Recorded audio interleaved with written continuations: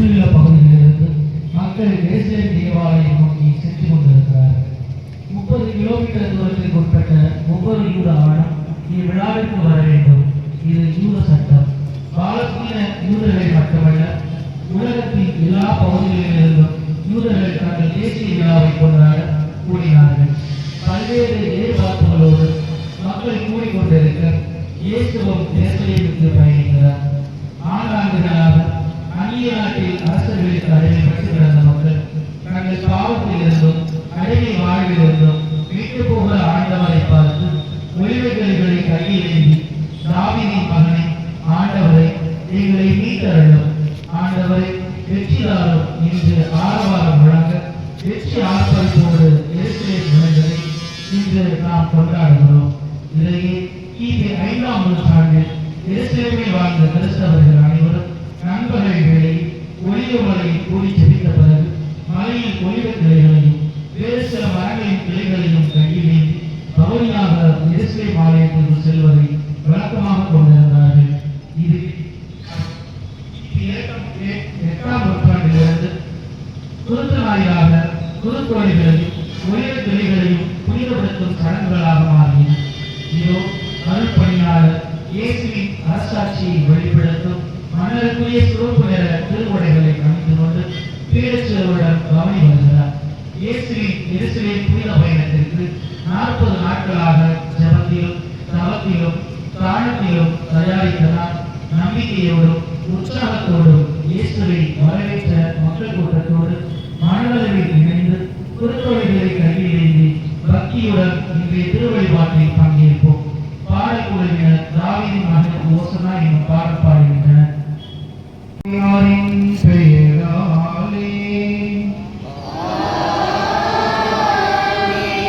நம் ஆண்டவராகிய இயேசு கிறிஸ்துவின் அருளும் கடவுளின் அன்பும் தூய ஆவியாரின் நட்புறவும் உங்கள் அனைவரோடும் இருப்பதாக.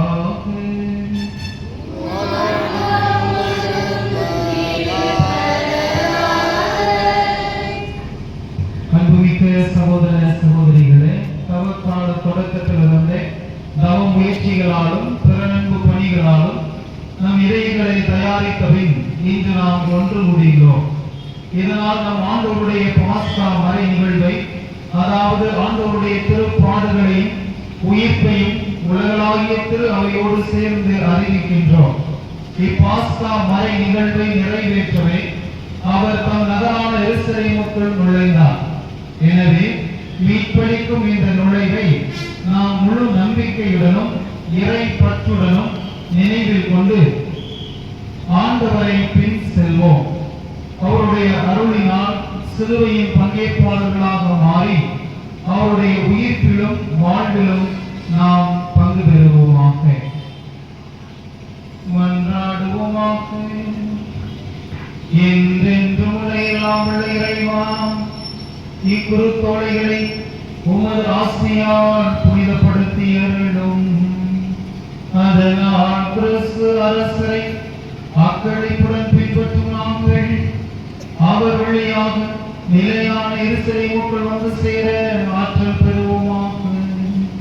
என்றென்றும் வாழ்ந்து ஆட்சி செய்கின்ற அவர் வழியாக உம்மை மன்றாடுகின்றோம்.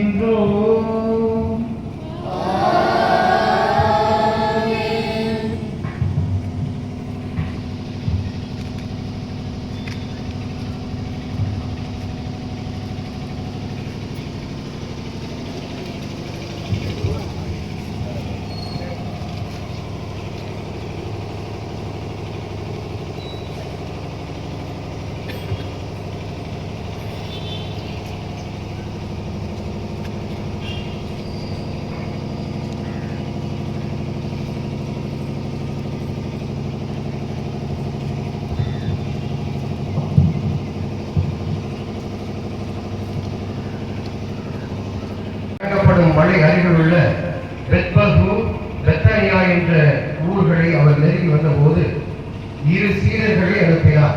அப்போது அவர் அவர்களிடம், எதிரே இருக்கும் ஊருக்குள் போங்கள். அதில் நுழைந்ததும் இதுவரை யாரும் அமராத ஒரு கழுதை குட்டி கட்டி வைக்கப்பட்டிருப்பதை காண்பீர்கள். அதை அவிழ்த்துக் கொண்டு வாருங்கள். யாராவது உங்களிடம் ஏன் அவிழ்க்கிறீர்கள் என்று கேட்டால் இது ஆண்டவருக்கு தேவை என சொல்லுங்கள் என்றார். அனுப்பப்பட்டவர்கள் சென்று